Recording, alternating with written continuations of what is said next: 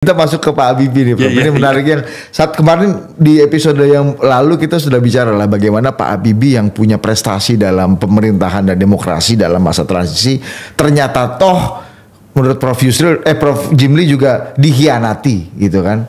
Dan ya namanya di politik itu hianat mengkhianati dan ya begitulah. Prakteknya di seluruh dunia dalam sejarah. Iya, dan pengkhianatan dalam politik itu bukan sebuah kejahatan, jangan-jangan, Prof. Ya, dalam tanda petik kejahatan itu, kejahatan politik, cuma nggak disebut dalam pengertian kriminal hukum ya.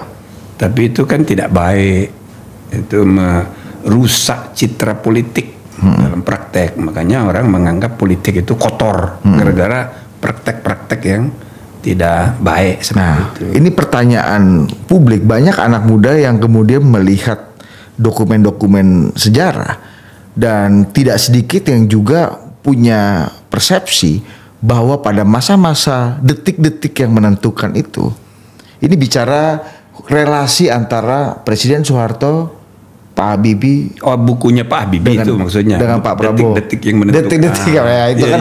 Tapi bukan konteks itu, tapi memang itu konteks detik-detik yang menentukan kan, Prof? Iya. Masa-masa itu dan Prof Jimli ada di pusaran di posisi yang sangat dekat dengan posisi itu. Nah, tidak sedikit orang yang kemudian menulis atau punya hipotesa, dan Pak Harto juga mungkin percaya bahwa Pak Habibie itu mengkhianati Pak Harto. Ya, suasana politiknya itu begitu. Faktanya dan konteksnya waktu itu sampai ada hipotesa itu gimana? Bahwa itu tidak benar, tapi nyatanya ya begitu. Artinya sikapnya Pak Harto itu, dan bukan hanya Pak Harto, keluarganya, sampai ketika dia sudah di rumah sakit menjelang meninggal dunia di rumah sakit Pertamina RSPP gitu. Pak Habibie sebagai mantan presiden, ya kan, mau ke sana nggak bisa diterima, balik lagi nggak diterima keluarga. Tuh, padahal saya yang jauh, yang jauh lebih muda generasinya, saya boleh berkunjung ke sana. Prof Jimli yang dianggap sebenarnya dekat dan wajahnya Pak Habibie lah, seperti itu kan, Prof ya? Saya boleh. Itu boleh. Iya. Ya karena kebetulan saya pun sejak saya masih eselon 1 gitu ya, di Depdikbud dulu tahun 1993, dan sejak sebelumnya waktu saya mahasiswa pun suka berkunjung ke tokoh-tokoh lebaran gitu kan, silaturahmi. Nah, pokoknya yang mantan-mantan pejabat zaman dulu, termasuk yang tokoh Masumi, tokoh PNI kayak Ruslan Abdul Ghani. Itu saya rajin datang. Pak Sujatmoko. Iya. Yang PSI ya? Iya. Jadi Prof Jimli saya ngantor dulu di Teguh Umar. Saya penerjemah di kedutaan Pakistan di Teguh Umar. Jadi kalau pulang lihat mobilnya Pak Sujatmoko masih ada, saya naik ke atas tuh, ya kan? Dan dia, jadi saya dekat dengan orang-orang seperti itu. Nah, senior itu. Iya, jadi waktu saya ke Pak Harto itu kalau Lebaran kan bebas, nggak ada pembatasan, saya selalu datang itu. Ya sekali 2, 3, 4 barangkali dia nggak apal sama saya. Tapi sesudah jadi ketua MK, hampir tiap hari di TV, nonton gitu kan. Ini Pak Harto pasca lengser ya, Prof? Yang kesehatannya juga sudah mulai menurun. Sebelumnya mungkin tidak kenal, tapi saya sering datang, sampai saya ingat satu kali dia sudah di kursi roda gitu, ngomongnya pun sudah tidak terlalu jelas, tapi masih sehat. Saya ditawarin kalau mau masjid Muslimin Pancasila. Ingat saya itu. Itu Lebaran tuh saya datang, ngelihat ada saya, dipanggilnya. Akhirnya saya mendekat sama dia. Dia bilang, lalu oleh ajudan dia bilang, ini kalau mau ini masih 7 lagi. Jadi kan dia bercita-cita membangun 999 masjid. Tuh hebat tuh Pak Harto itu. Jasanya coba. 999. Nanti yang 1000 itu Atin. Oke. Nah, yang di Atin Taman Mini. Nah, sebelum yang Atin ini masih ada 7 lagi tahun terakhir tuh. Nah, saya ditawarin suruh ngajukan Nah, begitu itu saya dihubungi Pak Sulestomo, ketua yayasan. Langsung diperintahkan, tolong dibuat suratnya cepat, ini 7 lagi. Nah, kan apa arti itu? Kan saya dipanggil sama dia, disuruh. Ayo Pak, siapa? Nanti saya di kampung saya bikin. Di Sumatera Selatan, bro? Di Sumatera Selatan, tapi di kampung bapak saya itu di Batu Raja, tapi di desanya lagi. Iya, pokoknya itu nggak kebayang punya masjid yang cukup bantuan Pak Harto lagi, bro. Nah, hitung-hitung waktu peresmian itu Pak Sulestomo itu dari Jakarta datang sama saya peresmian. Dia menyebutkan ini nomor 997. Jadi masih 2 lagi sesudah saya itu, ada satu di NTT, satu di mana gitu. Jadi saya dapat nomor 997. Wah. Jadi saking saya rajin berkunjung ke senior-senior. Itu berkah silaturahmi itu, Prof, ya. Berkah. Tapi gini, Prof, kembali ke pertanyaan saya tadi. Ini relasi Pak Harto, Pak Habibie, dan Pak Prabowo. Ini kan di masa-masa itu menjelang tahun 98 Mei itu kan ruwet sekali. Gimana kita, Prof Jimli, menggambarkan relasi ketiga orang yang pada waktu itu menjadi game changer dan tokoh-tokoh utama di masa-masa? Ya, Pak Harto itu kan dekat sekali sama Pak Habibie. Semua hal gitu dia lapor sama Pak Habibie.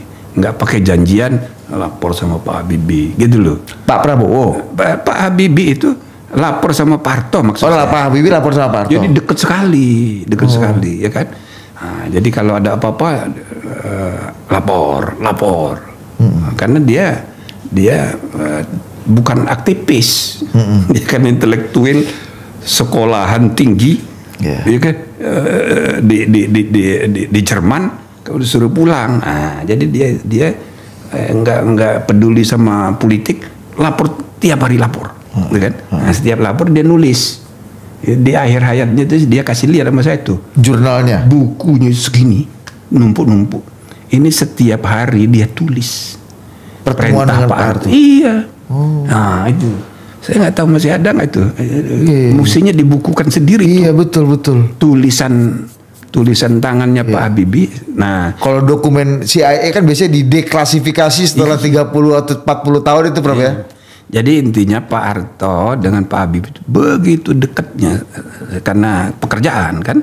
Nah, semua lalu menganggap dia ya anak emas lah gitu kan. Jadi apa aja, termasuk misalnya waktu mengubah sejarah berdirinya ICMI dan yang kedua berdirinya Bank Muamalat. Itu karena Pak Habibie juga bujuk-bujuknya.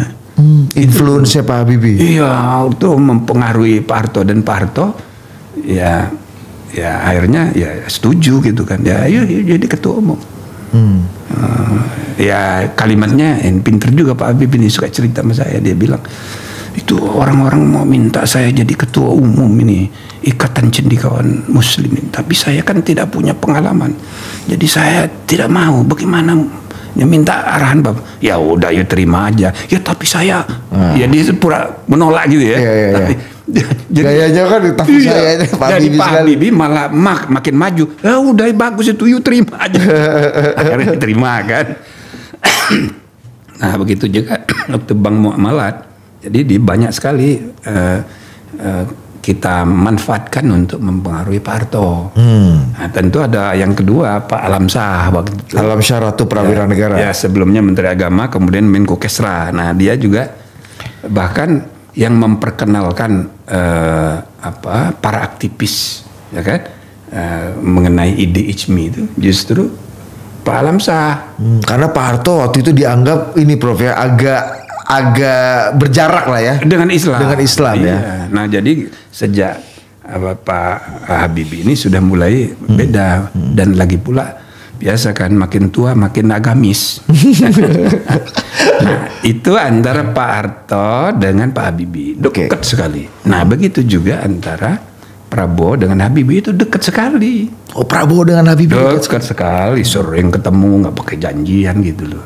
Dan menurut omongan Pak Habibie itu pengagum apa namanya? Prof Sumitro. Pak Sumitro. Prof Sumitro itu dikagumi betul oleh Pak Habibie itu selalu, dan memang dia Menristek pertama kan. Nah, jadi dia yang meneruskan, pokoknya referensinya Sumitro gitu. Dan dalam beberapa kesempatan dia bilang pengagum Sumitro. Nah, sedangkan Prabowo bilang juga begitu, mengagumi Habibie gitu loh. Jadi nyambung kan. Nah, jadi hal-hal yang sifatnya agak apa gitu, berdua ini sering ketemu. Nah, gitu. Keruwetannya itu sampai akhirnya muncul fitnah, muncul dugaan pengkhianatan, muncul mispersepsi di antara ketiga orang penting ini.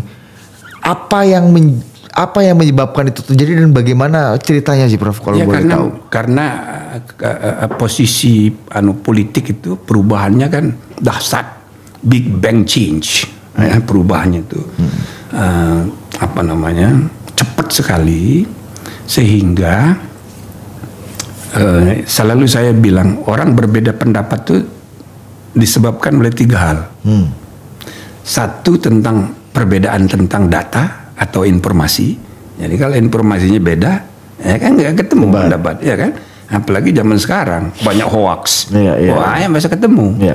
Yang kedua, karena kepentingan masing-masing kelompok, masing-masing pribadi, keluarga beda-beda, ya kan. Yang ketiga, orang berbeda pendapat tuh karena sudut pandang. Nah, cara melihatnya dari sudut yang berbeda. Perspektif ini, Bro. Iya. Nah, tiga-tiganya ini hanya bisa diselesaikan kalau ada dialog, musyawarah. Informasi, sumbernya, datanya dicocokkan. Sama nggak ini, gitu kan? Nah, kalau udah sama, perbedaan pendapat hilang. Yang kedua, kepentingan, ya kan? Tapi kalau misalnya ketemu, bicara tentang kepentingan yang lebih besar, lebih luas, ya kan, itu perbedaan akan selesai. Nah, tapi yang paling sulit itu sudut pandang. Jadi sudut pandang Cendana, sudut pandang Habibie, Patra, ya kan, Patra, ya kan? Kuningan itu sudut pandangnya mantu yang dekat sama Habibie. Ini kan di saat-saat krusial begitu, ya tentu aja persepsinya berbeda. Perspektifnya, sudut pandangnya lain. Nah, apa yang jadi concern, kita bedah satu-satu, Prof. Apa yang menjadi concern Pak Harto dan kita sebut saja keluarganya kepada Pak Habibie dan Pak Prabowo pada waktu itu, sehingga Pak Habibie dan Pak Prabowo di detik-detik yang menentukan itu dimusuhi dan salah satu pemicunya itu kalau menurut saya ya, sikap para menteri ini kan beda-beda. Harmoko sebagai ketua MPR mulai berubah karena demo besar itu, ya kan, sudah mulai agak bergeser.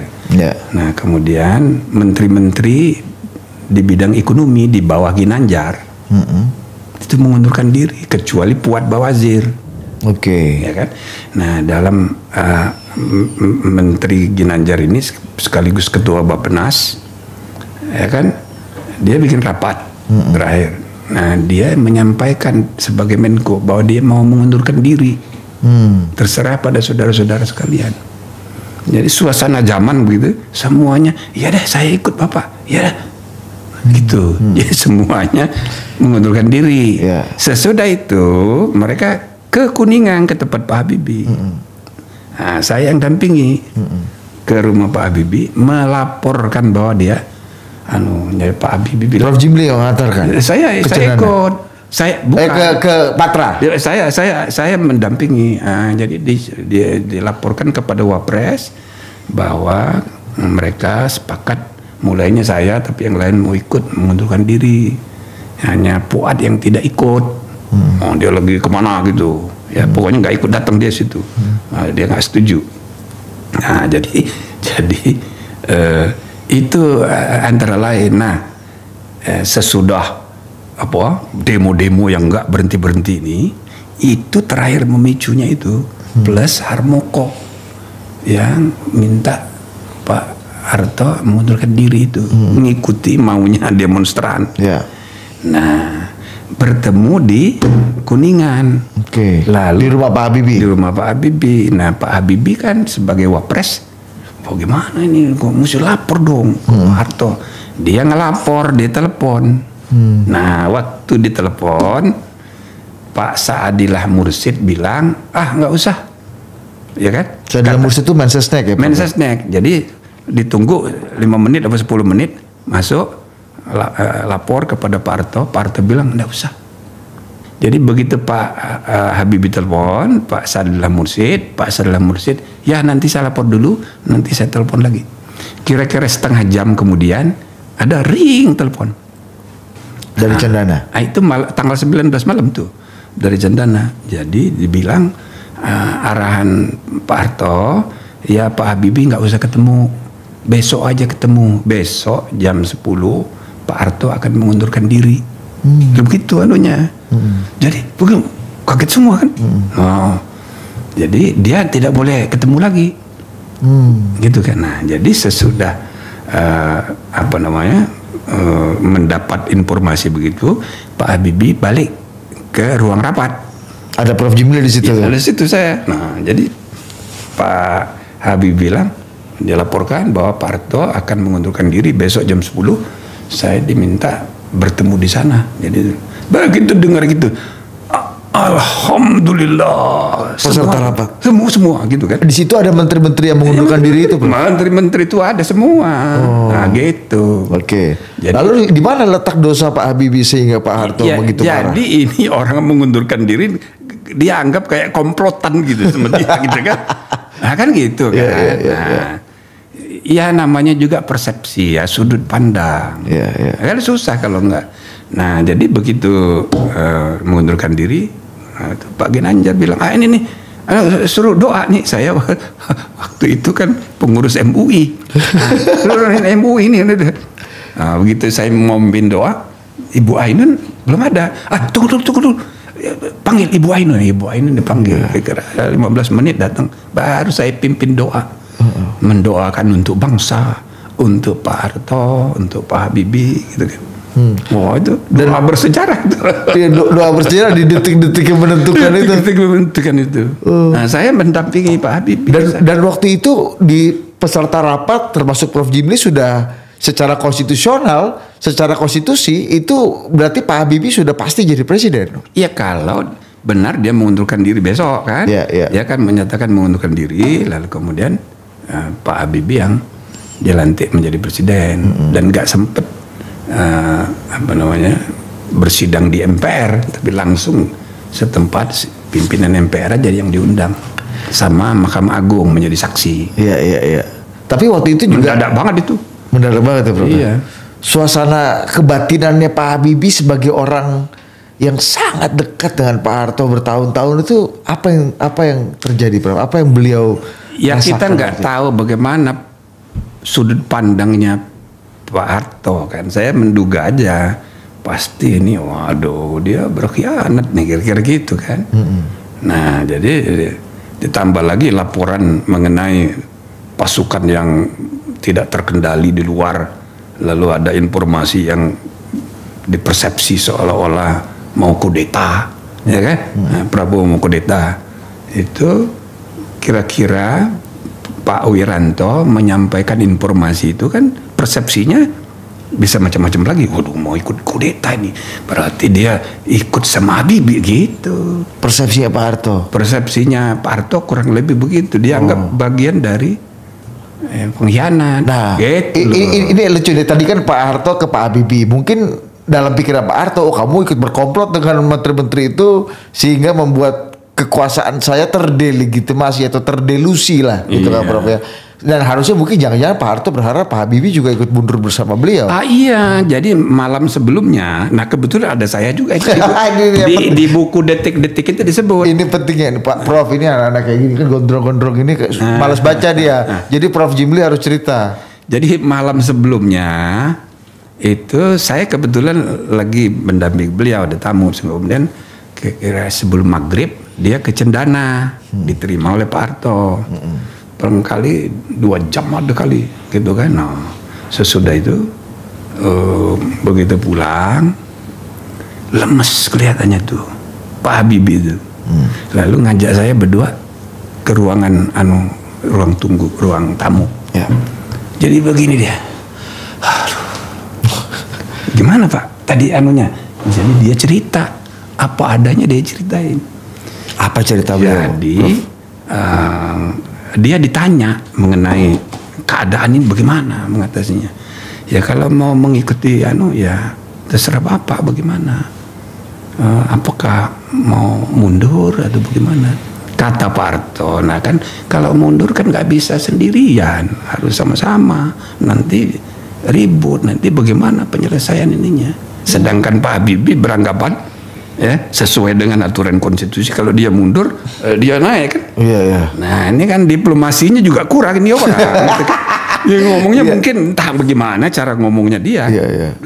Wah nggak bisa begitu, ngotot dia. Oh. Iya Pak Harto nggak mau terima. Jadi intinya. Ini cara persuasi Jawa ala Pak Harto dengan rasionalitas Barat ala Pak Habibie. Iya. Jadi intinya Pak Harto itu berkesimpulan tidak bisa mengundurkan diri. Kalau mundur harus bareng-bareng. Begitu kan? Itu kesimpulan malam itu. Jadi intinya kita bentuk aja tim reformasi gitu, Dewan Reformasi 9 orang dan sebagainya. Besoknya dipanggil tuh 9 orang. Itu ada Cak Nur gitu-gitu. Yang paling muda Cak Nun.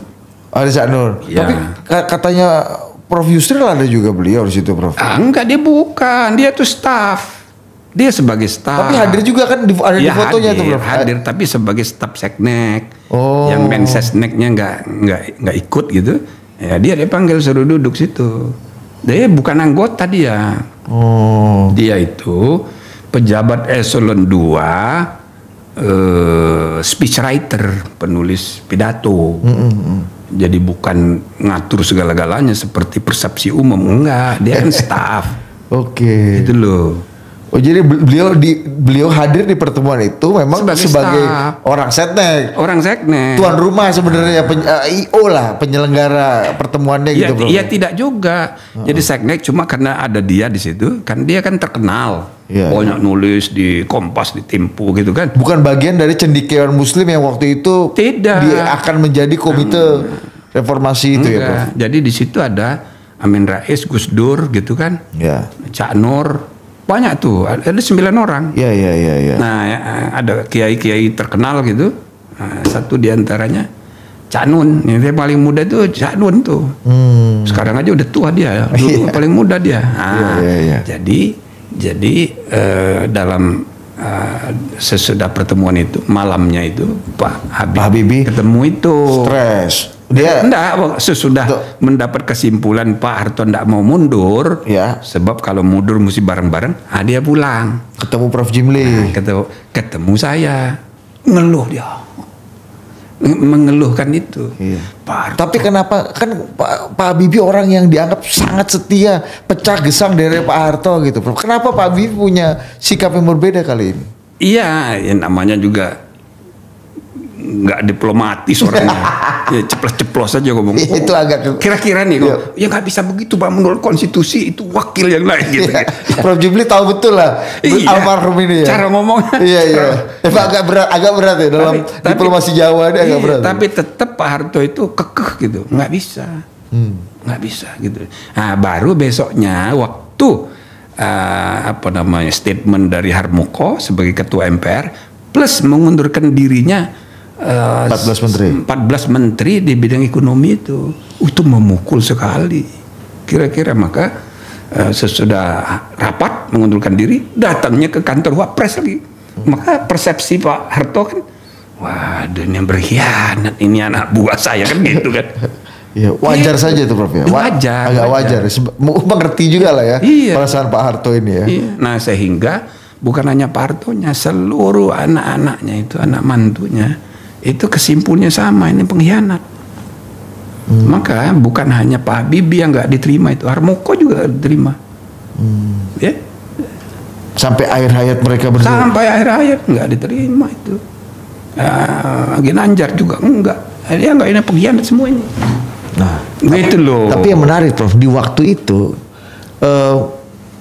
Pak Prabowo nih, ini kan juga salah satu dari tadi dia kena imbas karena di persepsi Pak Harto dan keluarga tuh, dia ini dekat sekali dengan Habibie, jadi kena imbas.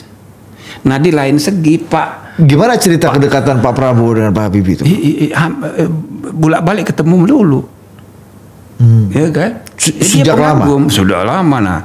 Nah di lain pihak, ini kan Pak Habibie ini kan bukan politikus nih, dia juga ngerasa nih, dia mau ngambil jarak juga dengan Pak Prabowo untuk mengurangi persepsi bahwa dia ini main mata berdua. Oke, gitu kan? Ya. Nah maka dia berusaha juga mengambil jarak. Nah sehingga begitu dia jadi presiden besoknya itu, Prabowo sudah nggak bisa ketemu lagi. Dia ketemu itu karena memaksa, ya kan? Yang katanya diminta lepas senjata. Cuti semua itu. Dan waktu itu ada Jenderal Sintong Panjaitan ya mendampingi Pak Habibie ya, Prof. Iya. Nah, jadi memang suasana itu tegang.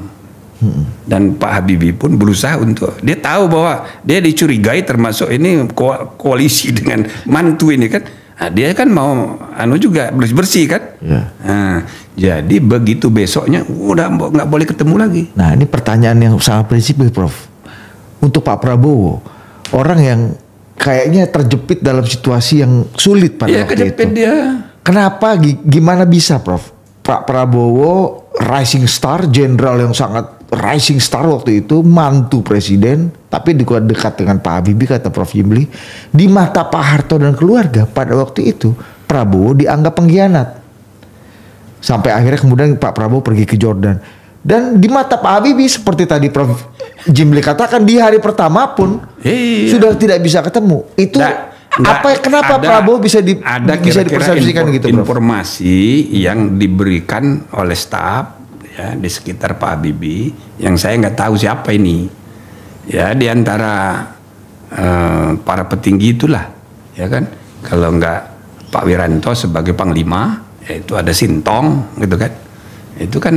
Itu jadi sumber informasi yang dijadikan rujukan oleh Pak Habibie. Seolah-olah ada pasukan liar. Waduh, ini mau kudeta gitu loh. Tapi ya namanya Prabowo ini memang orangnya kreatif. Ada aja yang dikerjain gitu. Nah, di antara sekian itu mungkin ada operasi yang ya kan di luar prosedur, tidak lapor kepada panglima dulu. Mungkin saja gitu. Bukan berarti dia mau kudeta, enggak.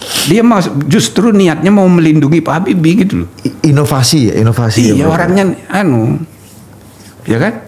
Inisiatif dan inovasi ya, Bro. Iyalah, Kopassus. Tapi kan dia dekat dengan aktivis mahasiswa. Dengan aktivis termasuk saya, sering diundang. Ngapain itu coba? Kok Kopassus bukan begitu urusannya? Dia kreatif. Ya kan? Bergaul dengan para aktivis biasa. Diskusi gitu-gitu. Iya. Gitu. Jadi cara dia berpikir itu beyond the call of his official technical duties. Jadi lebih luas tanggung jawabnya. Jadi dia memikirkan nasib bangsa, negara. Jadi dia memang udah punya bakat untuk jadi presiden sejak muda gitu. Iya. Pikirannya kan lebih luas dari sekedar pekerjaan teknisnya. Pekerjaan ketentaraan itu. Iya, sehingga membuat dia punya kreativitas yang di saat normal dipuji-puji orang, tapi di saat krisis kayak gitu, waduh, dicurigai orang gitu loh. Maka kecurigaan kepada Pak Prabowo itu wajar juga. Saat-saat genting begitu dia bikin pasukan. Iya.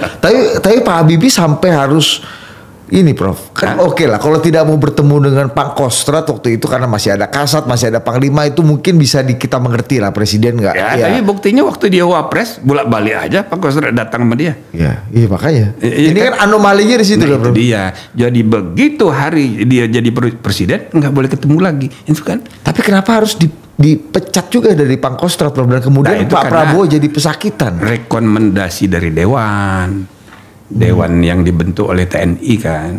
Oh jadi ini persoalan di internal TNI sendiri, persaingan, struggle, power struggle ya. Bisa juga begitu, dan Pak Habibie ya mau main bersih gitu ibaratnya kan.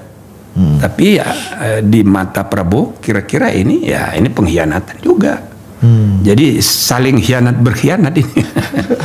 Meskipun niatnya tidak begitu. Cuma ya itu tadi perbedaan persepsi, perbedaan sudut pandang. Jadi kalau beda informasi, beda kepentingan, beda sudut pandang, kalau bertemu didiskusikan, ya kan, didialogkan, musyawarah bahasa kita. Selesai. Tapi nggak ada mekanisme musyawarahnya. Gitu loh. Sampai suatu hari saya pernah inisiatif mau mempertemukan Pak Habibie sama sama Prabowo kan. Oh itu kapan, Prof? Itu pas Prof Jimli ketua MK, setelah itu mungkin saya bukan ketua MK lagi, lupa saya apa masih atau sudah di DKPP. Tapi yang jelas saya bikin pertemuan di Jerman. Oh, jadi sejak 98 itu hubungan Pak Prabowo, Pak Harto dan Pak Habibie saling tidak kusut lah. Enggak pernah ketemu. Prof Jimli kemudian menginisiasi saya mau adanya mempertemukan. Nah, saya minta pertemuan pertama di Prof yang untuk pertemuan Pak Habibie pertama dengan Prabowo itu di Kakerbek. Nah, janjinya seperti yang saya bicarakan, kita mau ketemu 6 mata. Bertiga aja. Ini untuk menyelesaikan kan. Ya, sebagai sesama bapak sama anak lah. Ya kan? Sebagai saya kan hitungannya anak lah. Kalau dia kira-kira adik nih. Kan bedanya saya 20 tahun tuh dengan Pak Habibie. Kalau Prabowo 15 tahun. Enggak. Ya sekitar gitulah.